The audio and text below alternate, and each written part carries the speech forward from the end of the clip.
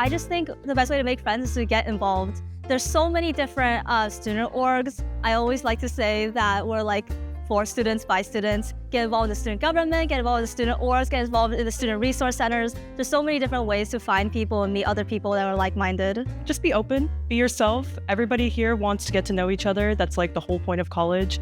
And honestly, once you open yourself up, everybody else is going to open themselves up to you. And I found that being really helpful. And I've made a lot of good friends along the way because of that. I think the best way to make new friends on campus is to introduce yourself, though it is scary, putting yourself out there, saying hi to everyone, someone you usually wouldn't talk to, someone with style that's completely different than yours. I think just saying hi and having that opportunity there for a connection to be made. And if it doesn't, that's okay. I would say the best way to make new friends on campus is to just get involved, put yourself out there.